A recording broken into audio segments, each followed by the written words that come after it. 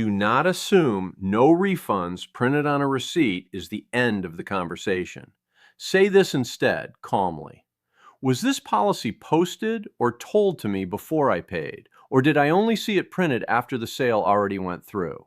That question matters more than almost anything else in this entire situation, and almost nobody thinks to ask it. Here is why the timing changes everything. Consumer attorneys who handle these disputes say a policy printed on a receipt you only see after paying is legally very different from a policy posted clearly before you buy. In most states, a store cannot spring a new restriction on you after the transaction is already complete. If no refunds was never posted at the register, never mentioned by the cashier, and only shows up printed at the bottom of a receipt you receive after handing over your card, that timing alone is worth raising directly with a manager, calmly and specifically. Walked in, saw a sign, register area, checkout counter, something clearly stating no refunds before you paid. Different situation. That disclosure, made before the sale, generally holds up.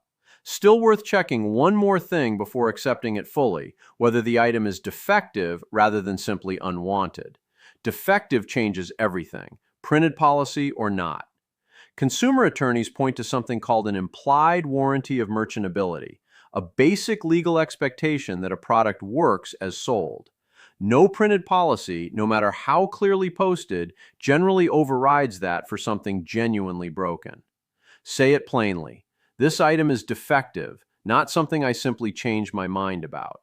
That distinction alone shifts the entire conversation.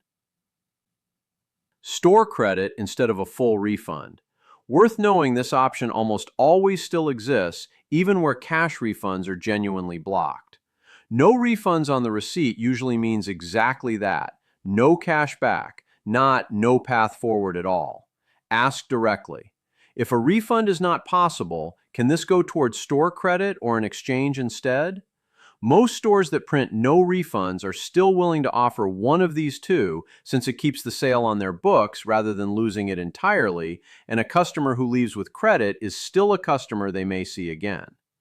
Paid by card, refund refused, exchange refused, credit refused too. This is where your card issuer becomes the next option, not the store. A chargeback, meaning a formal dispute filed directly with your bank or card company, is a real path when a store will not resolve something reasonable on their end. This should be a last step, not a first one, but it exists specifically for situations exactly like this. Service, not a physical item. A haircut, a repair, a class you paid for up front. No refunds printed on that receipt too. Worth knowing the same core question still applies. Was this told to you clearly before you paid, or only handed to you afterward? Services get treated a little differently in some states than physical goods, particularly if the service itself was never actually delivered as described. But the disclosure timing question is your first move either way. Item was misrepresented, not just unwanted or defective, described one way, turned out to be something else entirely. This is a third category worth naming separately from defective and unwanted. Consumer attorneys note that misrepresentation, a product genuinely not matching what was advertised or described at the time of sale, can override a no refunds policy in many states, regardless of when it was disclosed, since the issue is not the return policy at all, it is that what you paid for was not accurately described in the first place. Here is something worth knowing about how a no refunds policy actually gets enforced day to day, not just in theory. Even stores with a completely valid, clearly posted no refunds policy usually still process an exception quietly rather than insisting on the letter of the policy every single time, particularly for a calm customer, a genuinely reasonable request, and a manager who does not want a drawn-out conversation at the counter during a busy shift. The printed policy is the store's opening position, not always its actual final answer. Here is the wrong way this plays out. Shopper sees no refunds printed, assumes there is nothing left to do, and walks away from a legitimate problem with a defective or misrepresented item. Here is the right way. Shopper asks when the policy was actually disclosed, checks whether the item qualifies as defective, asks about credit or exchange before assuming cash is the only acceptable outcome, and treats a printed line on a receipt as a starting point for the conversation, not the final word in it. Final sale is a different label entirely, worth knowing the difference. Final sale, clearly disclosed before purchase, especially on clearance or markdown items, is much harder to challenge than a general no refunds policy. This is usually stated at the register or on a sign near the item itself, not just printed quietly on the receipt afterward. Worth checking whether an item was actually marked final sale before assuming any of the earlier options apply. Online order, no refunds stated somewhere in fine print during checkout. Different rules can apply here, particularly for purchases made from home rather than in a physical store. Several consumer protection laws include cooling off periods for certain online and remote purchases, a set window to return an item for any reason, regardless of a no refunds line buried in checkout terms. Worth checking the specific terms of that purchase rather than assuming the same rules as an in-person sale apply automatically. Cashier says no, nothing more, will not budge. Ask for a manager. Managers routinely have more room to make an exception than the person at the register does, especially for a calm customer who has already checked whether the policy was properly disclosed, whether the item is defective, and is asking for credit or an exchange rather than demanding cash outright. Know the difference between what a store prints and what the law actually allows. No federal law requires any store to offer refunds at all, but several states require that a no refunds or exchange only policy be clearly posted at the point of sale, meaning before you buy, not simply printed on the receipt you get afterward. If that requirement was not met, some consumer protection laws treat the restriction as unenforceable entirely, worth mentioning specifically by name if you happen to know your state has one. Shopping with a spouse or a family member, worth taking a quick photo of any posted return policy sign at the register the moment you notice it, especially for a larger purchase, since remembering exactly what a sign said weeks later is far harder than simply having a photo of it. Watching this from Europe, refund and return protections often run stronger than in the United States, particularly for online purchases, where cooling off periods are frequently required by law.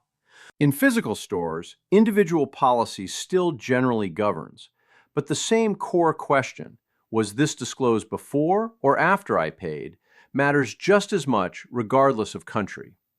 Worth understanding why stores print no refunds at all, since it changes how the conversation feels. Most of the time, this exists to prevent people from returning used or damaged items claiming they never opened them, not to trap an honest customer with a genuinely defective product or a policy sprung on them after the fact. A calm, specific question about disclosure and defect status works with that underlying concern, not against it. There is a real difference in how a conversation goes depending on tone. Leading with a calm, specific question, when was this policy actually disclosed, rather than an accusation, you are ripping me off, gets a manager listening instead of defending. Most people working a register or a customer service desk respond to a reasonable, specific ask far better than to frustration, even completely justified frustration. And that response usually shows within the first few seconds of how you open the conversation. Build one habit and a lot of this becomes unnecessary. Photograph any posted policy sign at checkout before you pay, especially for larger purchases, and keep digital receipts sorted somewhere searchable. Costs seconds, means you already know exactly what was disclosed and when, long before any disagreement ever starts, instead of trying to remember it accurately weeks or months later under pressure. 3 things to remember. First, ask when the policy was actually disclosed, before you paid or only printed after, since that timing changes what actually applies. Second, defective is not the same as unwanted. Say so specifically, since the law treats these two situations very differently. Third, no refunds rarely means no options at all. Ask about store credit or an exchange before assuming cash is the only acceptable resolution. This exact scene plays out constantly. Clothing stores, electronics counters, furniture showrooms everywhere, and it almost never gets explained clearly to the person staring down at a receipt with no refunds printed at the bottom. Most of these policies exist for a real reason, not to trap honest customers holding something genuinely defective or a policy they never actually saw before they paid. Think about how many purchases add up across a household in a year. Furniture that does not fit the room, a service that was not what was described, an item that broke within days of buying it. Most never need this conversation at all. The rare one that does is never predictable in advance, which is exactly why one calm question, asked at the right moment, is worth knowing long before the receipt in your hand ever says no refunds at all. Picture that counter again. Receipt in hand, no refunds printed right at the bottom. Cashier already halfway through the next transaction. The version of you who knows this now does not fold the receipt and walk away. One calm question first. Was this posted before I paid or only printed after? That single question turns a flat no into an actual conversation almost every time.